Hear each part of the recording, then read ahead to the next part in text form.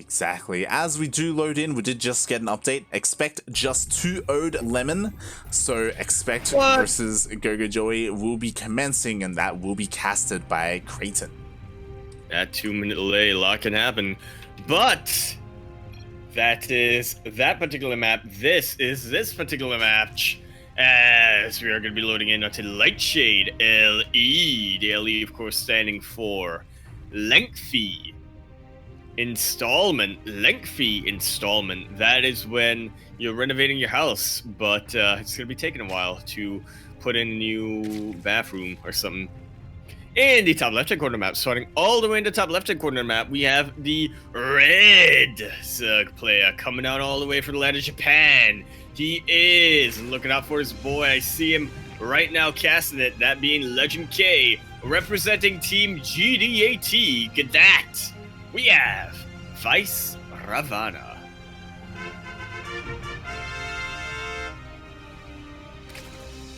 And spawning in the bottom right-hand corner of Lightshade LE, we have the Taiwanese Terran player, the blue Terran, representing Team Azure Rush. It is Naxin.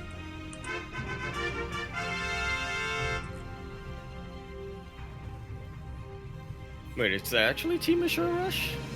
It's like Clan Rush, I think. I mean, I've been calling it Team Azure Rush because Azure is the player who I guess he's not a player. Yeah, well, he plays the game, but he is more of a caster. Yeah. But yeah, it's because Azure was the guy I knew the clan from most, and more often than not, he goes by Azure Rush rather than Azure. Yeah, I think Azure is going to be taken by a Terran player. So Azure Rush, like, I'm pretty sure this is just his clan. He named it after himself. The Rush team, Clan Rush. It is Clan Rush, as it does say that there in text. It is quite small, but you can make it out. Yeah, if it was Azure Rush, it wouldn't be a yellow boy. Yeah. It'd be kind of could be kind of a weird mix between green and blue, but not yellow. Wait, hold up. So Azure, it's kind of like this blue that has aspects of green, isn't it? But if you mix green and blue, you get yellow. It makes sense now. Oh. He thought we wouldn't notice, Azure. He thought we wouldn't notice, but I did. I appreciate the subtlety of the color scheme. Did you just say if you mix green and blue, you get yellow? Yeah. That's not how yellow works. What? You don't mix green and blue to get yellow. What? What? Take a crazy pill slide. What are you talking about? Like, I could see the connections that you were trying to make, but they don't connect. It's just not. God damn it. Anyway, we are getting into a ZVT. We didn't get to see how game 1 went, unfortunately. But so far, this is crazy. You know, the Zerg player is not going for an early rush. Yeah, neither is the Terran player, which is what I expected based on the clan tag. Right. Yeah, but I do appreciate this. Naxin is going for Hellions, and is it going to be BC's light or is it going to be Banshees? I kind of hope it's Banshees, but BC's work pretty well as well. Ooh. It's Banshees. Here we go, Banshee. The first Banshee is on the way, and so far, nice Ravana has not gone in. There we go. The Overlord is slowly creeping on into the main base. There is no Overlord speed on the way, so it is gonna take a while, but he is gonna be able to see everything. There's nothing hidden, no armory, no fusion core or anything like that. Yeah, Naxin really just laying his cards out on the table saying, yo, what are you gonna do about it? This drone. There we have it. You shouldn't have bet that. Oh, maybe another. Oh, no. Oh, not quite. That drone will be able to turn into a baneling nest. Hellion trying to find an opening there, but once he got a whiff of those Zerglings moving down, realized that there was going to be too much reinforcements for him. Ooh, and I love this. The lair is done. The 4 gases have been taken, and Vaisravana is going into that spire. This is what I do appreciate. This is how you taught me how to do 2 base spire instead of the more common version that's coming out nowadays. which is technically 2 base like saturated, but you still have a third hatchery. Yeah. I think nowadays I guess it's more map dependent, but you can go for the Spire and then the third base and then work on your mute account. But I'm a little old school, and so is Vaisravana. Vaisravana, the Spire is going to be finishing up quite soon, and so far it has not been scouted. Naxin is not aware of the tech that is being thrown down, hasn't even spotted the gases or anything in the natural, so yeah, he's kind of in the dark. In the dark and out of the air, anti. He has no anti-air, that's the point I'm trying to make there. Overseer will be able to get detection out here for these Banshees, and Queen's going to be able to chase them away. Now, do you think this is tip-off light that now that Naxin has been able to see that it is a barely saturated base? Yes, it has to be, right? You see that there's nothing in the third base. It's like, hold on, what's going on? Like, you need, what are you doing right now? And assuming that your opponent is fully saturated on 2 bases with all 4 gases is, that's a decent assumption to make. And that's got to be like, ringing alarm bells right now in Naxin. And surprisingly, there's no spores here. No, there is not, but the Banshee's just about going to be running out of energy, and that was the real value coming out from those Banshees. It's going to be able to confirm that they are mutas coming out.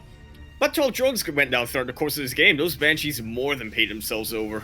Oh yeah, definitely. Those 12 drones, nicely done by Naxin, able to deal that damage. And he already has the first missile turret almost done, complete in the main base. The one in the natural is on the way, and there are plenty of Marines as well. That there are production going to be in a little bit of trouble, but nothing too problematic. Couldn't think of a better word there. Yeah, meanwhile the helis are trying to find a way in, but they're gonna get surrounded. Oh, not quite. Now they will. Not quite. Now they will.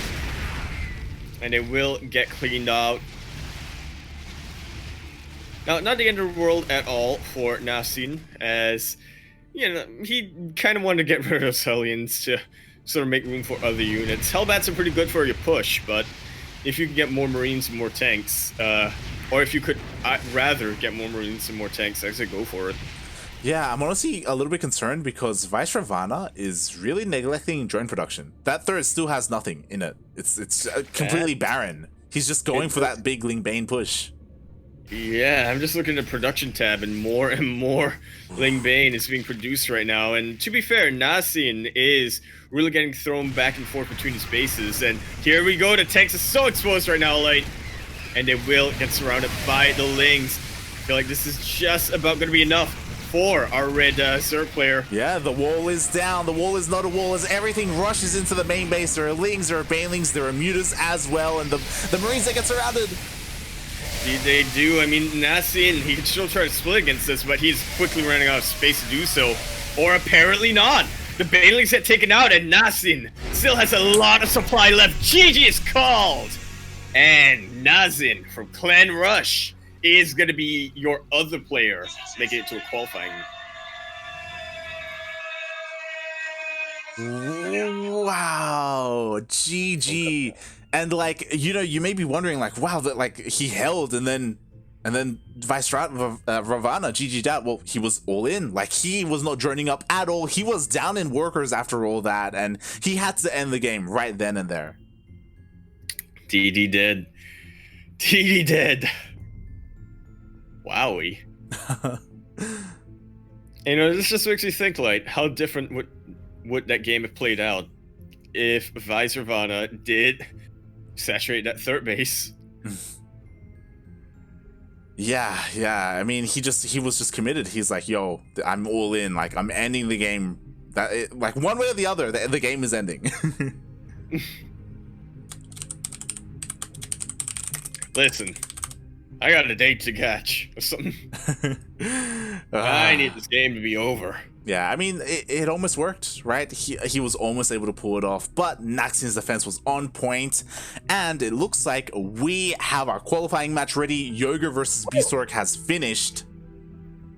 And I guess it's a night of TvZs, as it did go to Yoga's favor, 2-0. Beastork, our sole Protoss player, gonna have to try his luck again on, is it Sunday? When the third qualifiers are? I believe it's in 2 days. Yeah, in 2 days, about Saturday then. My mistake there. Look, it's Sunday if you're in New Zealand. What? Which is all that matters. I'm actually not even certain on that one. Might not be. It's all good. But yeah, these qualifiers alternate because today is Taiwan, Hong Kong, tomorrow China, day after Taiwan, Hong Kong, day after China. So they go back and forth. Tis the cycle.